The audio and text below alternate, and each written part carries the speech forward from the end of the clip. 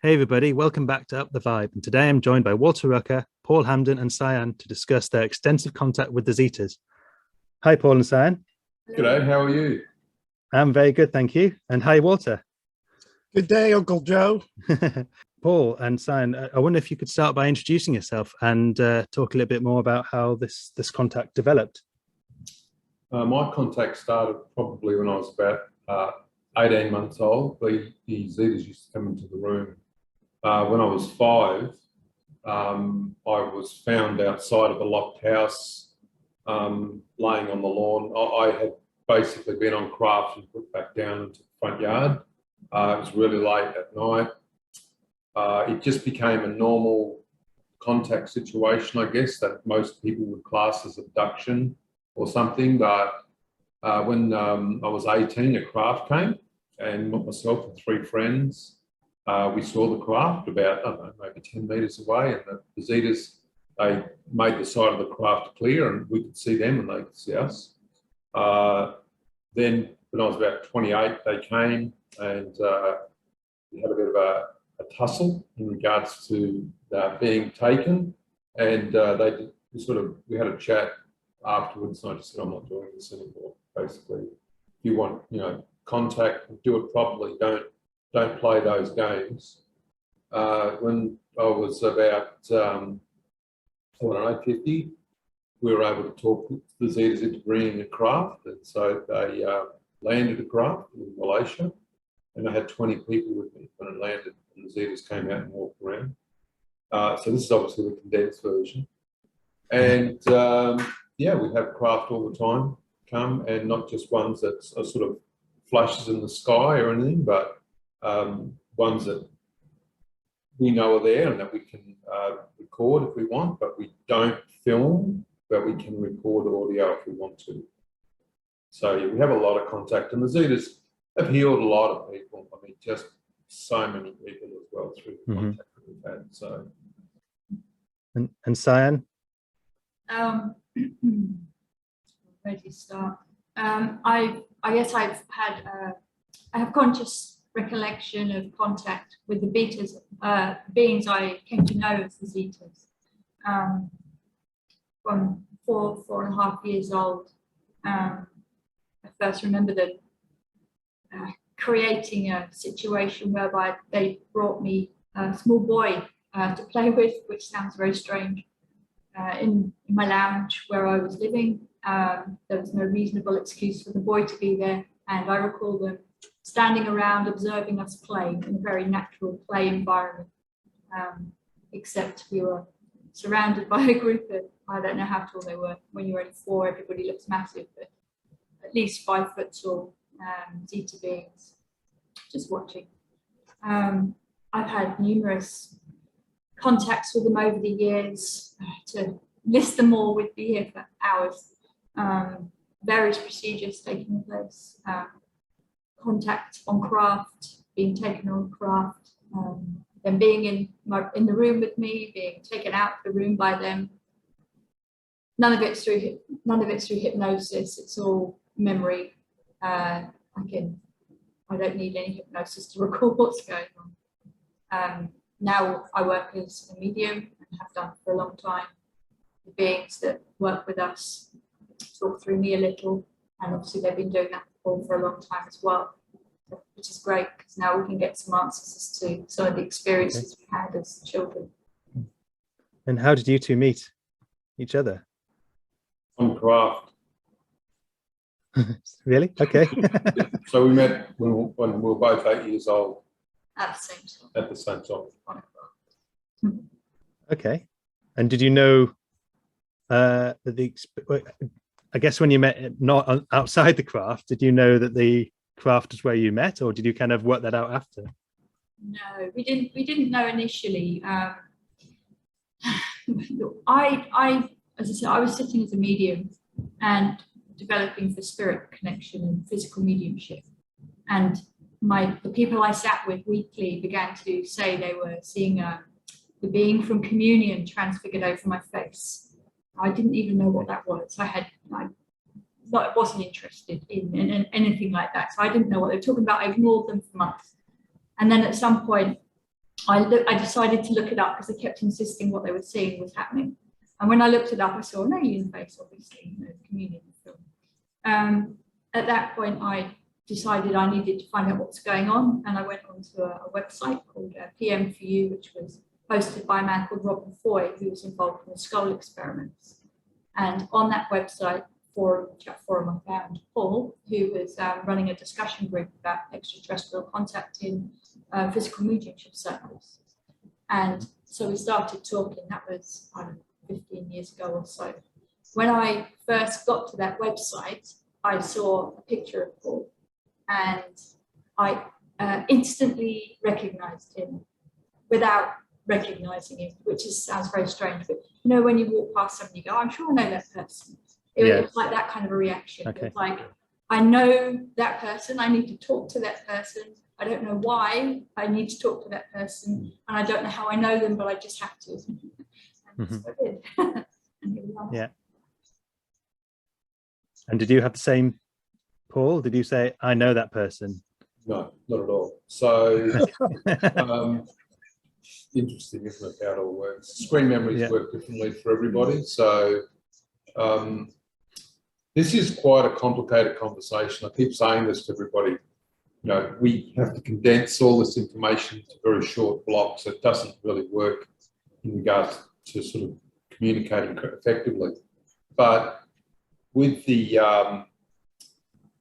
Zetas, it depends on the relationship with the Zetas. It depends on the type of screen memory you have. It depends on what you're meant to remember as well. You've got to understand, because we're both mediums, and I've been training with the Zetas for many years. I don't know how many years now. Because when they come through, they can actually be seen over the top of me as with Siam. They become themselves when they're talking through us. And so they then bring with them their abilities as well. Mm-hmm. Their abilities are known to the people that are sitting in the room. The room shifts, the energy shifts in the room, and they're able to perform certain functions, like create synthetic quantum environments. They can do lots of different things. And so when we say, did I know Cyan? Yeah, I guess on some level I would have known her, but I didn't know her consciously. That's the difference.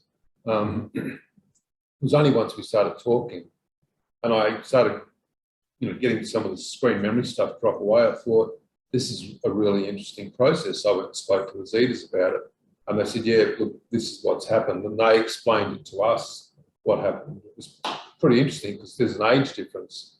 And for both of us to be on craft at 8 years old, obviously, there's got to be some level of time compression taking place. Okay, yeah. And when all these events happening, when you said growing up, when these contacts were happening, was any of that, do you think, initiated by you, whether consciously, subconsciously, or was it all kind of random in a way? No, look, so humans in the past were contacted and had, cellular matter taken, like, the scoop marks, because the consciousness of the hybrid mind, which is the spirit mind and the ET mind coming together, requires that the physical form actually be vibrating at a correct frequency for the cellular consciousness and the consciousness to be mapped correctly together. And so this is why a lot of hybrids and people that have taken have scoop marks, because in the past they were looking to try to work out what was the potential for races to actually acclimate with human society. Mm-hmm. So I didn't instigate anything. I actually didn't want to instigate anything. I never wanted anything to do with extraterrestrials. Anytime they came near me, I told them to go away. I'm probably the only person on the planet that doesn't like or didn't like extraterrestrials at all.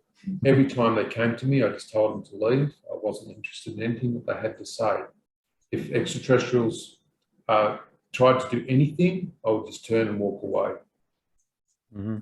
So it took a hell of a lot of convincing for them to work with me, because I just wanted nothing to do with them. But there's probably some people listening right now who are very eager to meet the ETs, and and they're probably having no contact, or they feel like they're having no contact, and then they hear that someone is saying, "Go away, leave me alone," and they're getting a lot of contact. So do you think there's any rhyme or reason to that?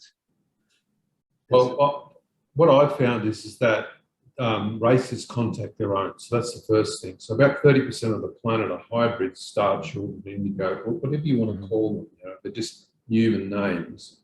And those people are being contacted for various reasons. Cyan and I, we counsel contactees, abductees, experiences. We help them resolve their point of origin, all these sorts of things. And generally, we haven't come across anybody yet that hasn't had some level of hybrid consciousness with them. This is the big difference. So a lot of the people that are sort of saying, "Oh, I want contact," who do you want to contact? This is the thing. You'll find that generally people that are being contacted know specifically there's one primary race that's contacting them and a few other minor races. So if I said to you, "Well, who do you want to contact you?" If you're not a hybrid, you're going to go, "I don't know, anybody maybe," then that's not going to work. So is it a little bit of knowledge or some sort of self-intuition that's maybe needed as well as there's the hybridization side of things? It's definitely, I would suggest also that a lot of people that are being abducted don't want to be abducted as well. That's, you know, like their perception of abduction. Like taking your children to the doctor for a needle. The kids don't want the needle, end of story. You know, they think you're the worst person in the world, or the doctor's the worst person in the world.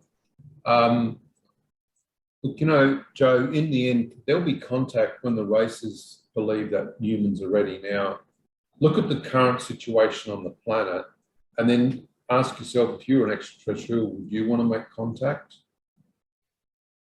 With myself or in general? Just in general, you know, like with the planet, you know, you look at the behavior. Yeah, these are good questions. Yeah. Yeah, definitely. It's something to ponder in terms of whether you'd be considered as a friend or foe, you know, and all these things. Yeah. And it must be, maybe even with all the technology, still quite daunting to be in that situation where, you know, the reaction might have effects that, you know. Well, humans have the potential to seek saviors. That's the problem. Anybody that they have a perception that has more technology, more knowledge, more consciousness, they look up to, i.e. most people worship something, right? And so, of course, these leaders have said to us the issue that they have is that they believe that when ET actually disclose themselves to the human race, that many humans will want to create a new religion.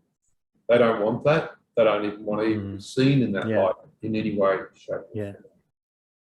Kind of goes back to, from what I can understand, the days of Christ, and his message was, "No, don't look at me as the savior and as someone special. I'm one with you." And so what did the Romans do? They crucified him and then created a religion around him. There you go. Just to piss him off. Yeah. There you go. Look through history, look at the behavior of humans, and if you're an extraterrestrial and you're reading the history of the planet, it's very violent. Yeah, it's something that we're growing out of, I think. I hope so. And moving towards, yeah. We'll do. And do you have family connections? So brothers, sisters, maybe parents who are also connected to the same Zetas? Generally with people, they are generational contacts.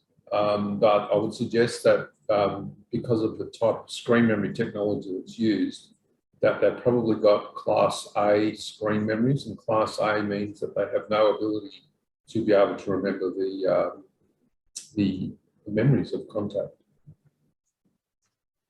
Other people have Class C, and Class C are the ones that have got the little biometric timers on them, and at a certain point in time, the screen memory drops and the person remembers, generally around the age of 40. Okay. Well, we'll see. I'm coming up to 40 myself, so I'll let you know. There you go. I've spoken to a lot of people that have said, "Oh no, I've never been taken." I've said, "Oh, that's all right. Tell me your life story," and they'll start telling me their story, and I'll just sit there and go, you know, tick, tick, tick, tick, tick. And in the end, I go, and so you're telling me that you've never been taken and never had contact? And I go, that's right. And I say, lovely to meet you. That was wonderful. And I walk away, I think, Class A screen memories. And I don't say it about everybody, believe me, I just don't. It's more about knowing what are the signs and not symptoms, what are the signs that someone's been taken or had contact and they don't even recognise them themselves. When you talk about screen memories, can you expand on that a little bit? Yeah. So screen memories are given. I'll give you, and I will go through the categories now because it's not really intuitive for anybody. So Class A memories are the ones that you're given where you can't remember that you've been taken, i.e. you were driving down the road, next thing you know, you're back in your car, you're about 50 miles away, and you've been gone for 6 hours or something, you know. Yeah. That's Class A. You just got no idea what's going on. Class B is you're flying a UFO or a UAP, and they're teaching you how to fly the UAP, and you're having a great time, and that's what really is taking place is something else. So something else is happening to you, but you're flying a UFO or having a coffee with aliens. You know, that's a screen memory. C is when you're possibly contacted or taken, floated out of bed, put up onto a craft. Don't really remember anything. You just feel like you know, in the morning you've been hit by a bus, and then over the days, weeks, or months or years, you start to get small bleed-throughs of consciousness. And those Class C screen memory technologies are designed to fail. As you become more mature consciously, you know, everything, what happens is the memory drops down so that you can take it. Screen memories are only given to humans to provide your local mind or your construct stability, and it's classed as what's called scaffolding. Okay. And when you say Class C, is that something that's more physical in nature? Your physical body is part of it, or is that the same for all of them, or is some of it more astral? For all of them. It's the same. It's all consciousness. This is the thing. You've got an etheric body. Your etheric body is a mirror image or a mapping of the physical body. And of course, these days, the technology is able to be placed into the etheric body. And the etheric body is able to hold the technology correctly as well. That's why that's why they need to do the mapping from when you're born all the way through, so that when they need to apply something to your etheric body and your consciousness, they already know at what frequency they need to place it in at. Okay. And what would you say astral travel and out-of-body experiences are within that mapping? They're not. They're not. I've just finished writing a study guide on astral travel, and it's for beginners. And I've astral traveled a lot myself. And I started astral traveling when I was 5, which was great, and loved to walk around, had no fear, didn't care about anything. As a kid, used to go through walls and everything. It's great. Astral traveling is nothing to do with screen memories. Astral travel is about your consciousness leaving your body and just cruising around. And the same for out-of-body experiences and near-death experiences, I imagine, as well. Yeah. Fascinating. And in terms of trying to give evidence for people that might be listening that are quite skeptical of this, what kind of I've heard you before talking about trying to provide evidence, and I'm sure it's very difficult to provide evidence, and actually possibly impossible with some people, because it's not just about providing, it's also about receiving, and not everyone's ready to receive, I imagine. Well, what would you say if someone said, can you provide the evidence? Do you want to answer that question? Oh, okay. So the thing is with evidence is for specific people. It's if there was, okay, here's the question back to you. We know that certain government organisations have the evidence. Why aren't they providing it to the public? They've already got it. Why don't they just give it? So if I'm getting evidence and I've got evidence, and so a million other people, multiple millions of people have evidence in various forms, could be things like marks that you've been given, could be photographs that you've taken of those marks, it could be footage, audio recordings. Why would you even bother to put yourself out there with the information when we've got CGI, Photoshop, people that troll the internet, we've got all the keyboard warriors. It doesn't matter what you put out there, someone's going to go, that's all rubbish. Yeah. Okay. That's sort of my thoughts as well. And I was thinking about this when I was thinking about the question, is that if someone said, right, Paul, please predict something in the future, tell me, get some information. By saying what the prediction is, you're almost going to change the timeline, change the future. That kind of affects it. So it's kind of, yeah.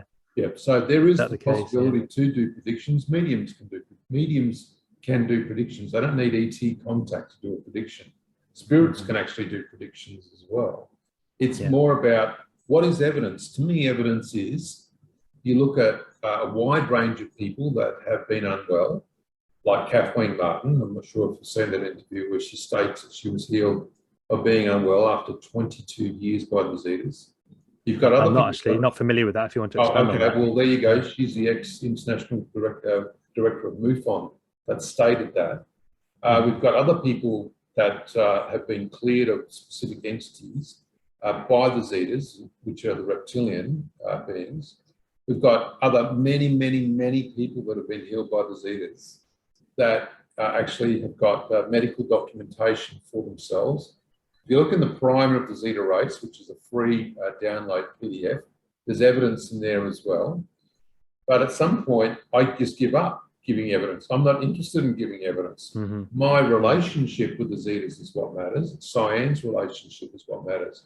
Not saying to the public, look, here's another 10 people that were healed, because after a while, you just give up. Yeah.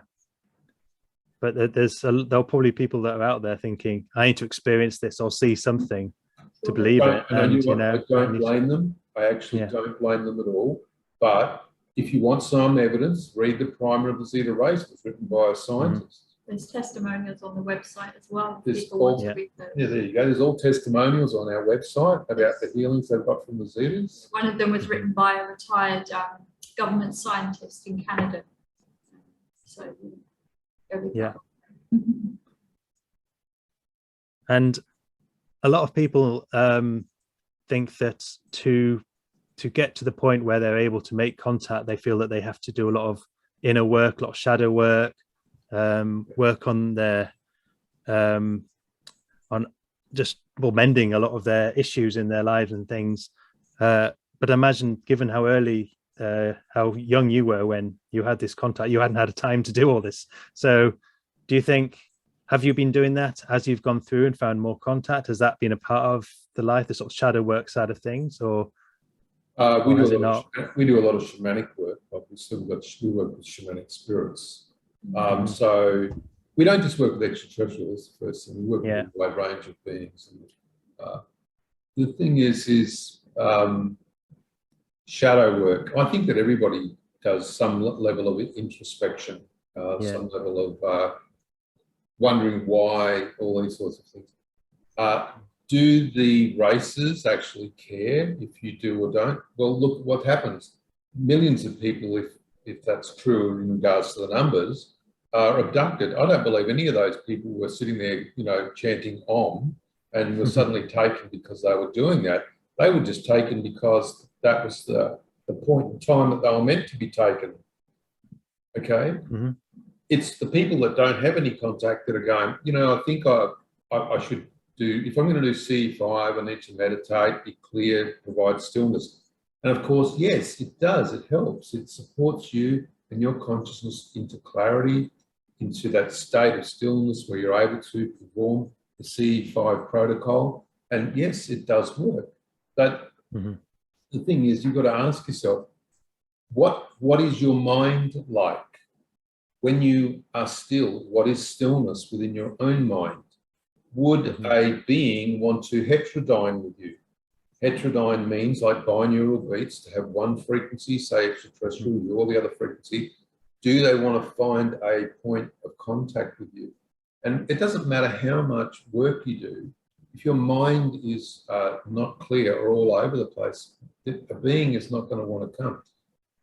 On the other side of the coin, if we want to talk about some other negative entities, they'll definitely come, and they'll come anytime that you want them to come, and they'll pretend to be beings that they're not, and they'll give people a lot of problems. So people need to be aware that the first thing that someone should be doing is trying to evidence their own contact with any being, even a spirit person, as to who that being actually is.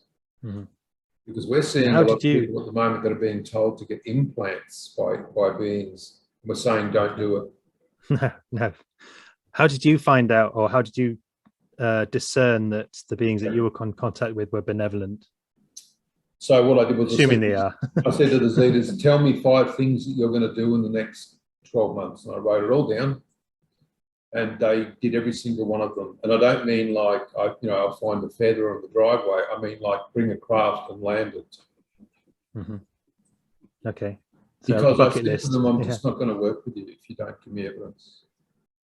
And did you suspect that maybe they were maybe trying to lure you in, gain your trust before, doing some nefarious activity, which I think could happen, but I imagine not with you. But was that something that crossed your mind? No, absolutely. And so I remember when they first came and said, we'd like to work with you, I just said, go away. And for 6 weeks, they came nearly every second day. I said, listen, there's plenty of other people to annoy on the planet. Go and annoy them. I'm not interested. They would show themselves to me. They would appear as distortions. I'd have spirit people next to me trying to talk to me, and then an ET would turn up. And I said, I just don't want to work with you guys. I'm just not interested, all right? Mm-hmm. And I think that they realised that because I was so sceptical, I think that my middle name should be Skeptic, because they know that I'm so sceptical, that in the end they thought, we actually will work with this person because they're going to evidence to themselves what a contact is. And that's why in New South Wales, the craft actually landed and the beings came out, because they told us they were coming. We knew that that was the day that they were coming, and that we had gained enough evidence, enough trust with each other, that when they said they were going to do something, they actually did it. When you say you were skeptical, what do you mean by that? Because I imagine you weren't skeptical that they existed, but you were skeptical. Oh, no, I was never skeptical that ET existed. Yeah. I was skeptical about motives. Okay, right. Yeah. Yeah. And so the contract is between myself and the races is the minute you do anything wrong, it's all over. Okay. Both ways, I imagine. Yeah, oh, absolutely. Yeah. Okay. And so one might turn on to the talking a bit more about the healing side of things. What type of things have the Zetas done regarding healings? Can you talked about? Sorry. I'm just trying to. There's been so much. Well, seeing as I mentioned it earlier, we have a testimonial on the website by a retired ex-government scientist. He wrote a paper about how somebody that he knew received an etheric ear from the Zetas. The person who had this healing had no ability to hear in one ear. Rhymes. Okay. No ability at all. And the Zetas basically worked to create essentially an etheric implant or an etheric ear that was connected to her auditory system, so she can actually hear through that ear. Now that was done in, I don't know, 2015? Something like that. The ear is still working now. The ear is tested every year. And if you go to that testimonial on the website, that's all laid out and presented with all the graphics from the auditory experiments that they used. We've had other healings where they've essentially created a surgical environment, if you like. We've had 2 people at a time come and lay on healing couches. We go into trance to facilitate the Zetas to work. They come in with their technology in an etheric sense and an energetic sense, although it can still be seen by the physical eye as well as the third eye, if you like.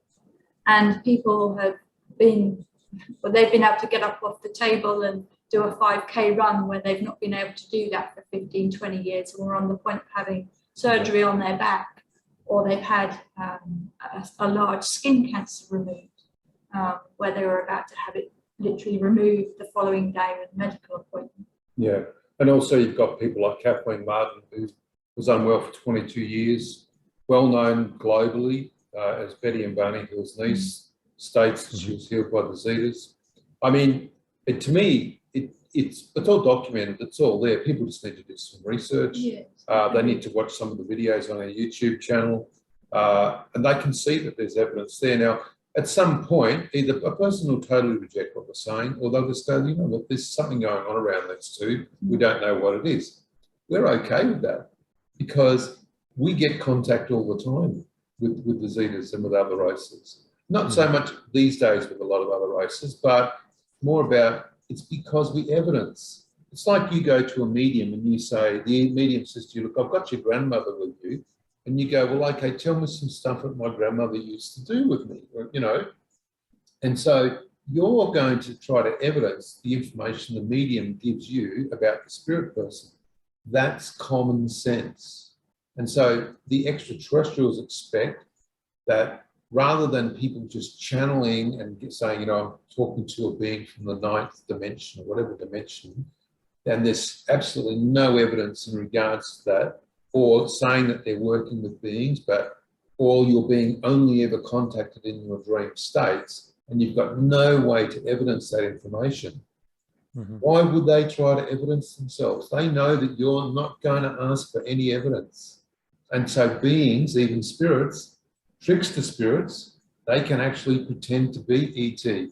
And they do. They say, yeah, I'm an extraterrestrial from Sirius A. And the person goes, oh, this is awesome. I've got an ET guide. And the spirit people are like, this is so much fun. We love this. Yeah.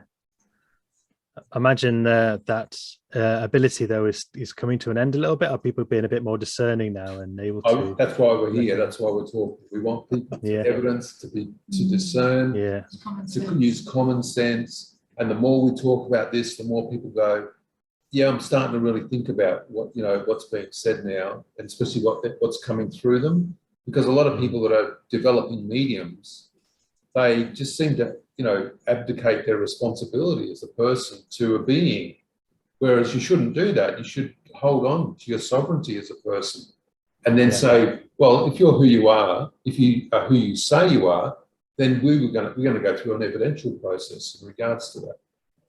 Yeah, so sovereignty is something that I definitely learned more about since COVID and everything, and how the media, I realized how much the media was in control of my sovereignty or my decision making, and that was something that I wasn't really aware of for a long while, and that's so important now. I feel like that's really going to give me sort of an enhancement in my own self, my own sovereignty and knowledge, and seeing. And I guess it's important if I ever meet a Zeta to see them on the same level. Would you say? I would suggest that you be very careful if any being comes to you and says that they're a Zeta, or any being, that you always evidence that, so that you just have to ask them to work out how they're going to evidence you, and then sit back and wait. Be patient in regards to that. It's okay to do CE5 and see beautiful flashing lights up in the sky, all that. That's for you, that can be for anyone, a lot of evidence, that you've done the CE5, it just happened to correlate with a light. Yeah. But when they start talking to people and getting people to do things, I'd suggest that humans at this point really do need to be aware that there are races out there that don't hold humanity in very high regard at all, and would probably not be trusted or shouldn't be trusted. And in regards to that, everyone just needs the evidence and use common sense. Are you familiar at all with Elena Danaan? Sorry, the who? Name? Elena Danaan? No, not at all. No. Oh, sure, no, at all. Okay, someone I've written a book called Alien Races, and she talks about all the different races, and it's where some of my knowledge has come from. But I would, it's one person, so I would like to hear more from other people. But a lot of it is stuff that I've picked up from it elsewhere. So, but I imagine there's thousands out there. It's not. She talks about 100 races and just gives a brief on each one. It's quite fascinating. I'd recommend it for anyone who might be, just touching on the subject. I've met about 10 races. Know a lot of those beings personally, individually as well. Some of them have also evidenced themselves, which is pretty interesting. For the races that haven't evidenced themselves, I sort of keep them at arm's length, which is a good thing. Because the thing is once you've actually got a race that's evidenced themselves, you can just say to that race, well, what do you think of the other race? What's your opinion of the other race? But if you think about it, say there's 200 million, billion, whatever, galaxies. If there's the potential for one planet in every galaxy, which takes, say, 100,000 light years to cross for one galaxy, there's probably like 200 million, 200 billion races. So, Yeah. And you said all these different races that you've met, were they all variations of Zeta, or were they just all over the place? They're all over the place. Yep. So there's the Sirius A beings that we've had and Sirius B. I've met some beings that claim to be from a place called Alpha Centauri. Other beings, Palladian. I've met a Palladian entity, very, very lovely person. We've had dealings with the Anunnaki, which was great, an awesome experience. Just lots of races. It's been great. I'm glad actually that they convinced me to work with them, because once you work with a race and you've evidenced them, you're able to then meet all these other races as well. I recognize some of those names. The one that sticks out maybe is the Anunnaki in terms of our history. Did you get to learn a bit more about the ancient times from the Anunnaki? Yeah. Yeah, we've spoken to them a fair bit about their history, their history and the history on this planet. So. And what did they say? Because I've heard that they were here and they left it to other races. Is that right? That they kind of I asked them if Sitchin had help or guidance from them in understanding the Sumerian tablets, Sumerian writings, early writings, cuneiform and all of that. And they said that they had, and I said, are the translations that we have accurate? And they said they are. They represent an accurate history of what happened. Yeah, there's a lot to discover there for a lot of people. It'll be quite mind blowing and much more dense than what we're led to believe in terms of. But if they look up the work of Zachariah Sitchin, that'll point them in the right direction. And is Hamlet's Mill, is that the book? Oh, is that that's a separate book? He published many books. Yeah. On the healing side of things, why do you think some people are healed and not others? So races generally heal their own. That's the first thing. If you're from another race and you incarnate as a human, then there's the potential generally during contact that you're going to have your immune system somehow go haywire. You'll find, if you do a bit of research, a lot of contactees have a lot of issues with their immune systems. So they generally will start healing their hybrids or their contactees or whatever, so that they can ultimately help them to do the work that they're meant to do. Some people feel that they have specific roles to play. We don't particularly feel that at all for ourselves. Some people are on a mission. We're not on any mission. We don't have a mission at all. And so other people, we questioned them about this. Why are you healing people? Why are you not healing people? And that's what they said. They said, we heal our own. And then, of course, they then healed 10 people that weren't Zetas. And we thought, well, how does that work? Like you said that you don't heal people that are not from your race, and you've just done that. And they said, yeah, well, we've got free will. If we want to change our mind, we're allowed to. We won't Okay. argue with that. And we weren't going to argue. Okay. We let If- them get on with You it. know what? If they landed in craft and they healed every person on the planet, I'd say, that's awesome. Thank you so much. Yeah. So if anyone's listening right now and they want to be healed, what do you think they can do to initiate that? Is there anything? I think that a person, if they want to be healed, like any other human, can speak to source consciousness, speak to the universe, speak to beings, and can ask for healing. Now, some people aren't healed, and there's various reasons for that. And that's a very big conversation as to why some people aren't healed. Other people are healed straight away. You'll always hear of all these dramatic healings when people pray to Jesus or whatever, and they got a healing. Healing's a very, very difficult conversation because there's so many nuances to it. Would they? Is there any patterns or time limits that dictate when the Zetas might intervene, as in when they would heal and when they wouldn't heal? The sort of you can do this now, but not at some point. Oh, I see what you're saying, yeah. That's a really good question. All right, so it would depend on the current state of the person's health. It would also depend on the cognitive ability of the hybrid to be in contact with the race as well. It would depend on whether a hybrid came across somebody like myself who had contact with the Zetas. And, we do get a lot of requests for lots of different things from people. Can the Zetas heal me? Can the Zetas talk to me? Can the Zetas tell me where I'm from before I became a human? We get all this, questions all the time.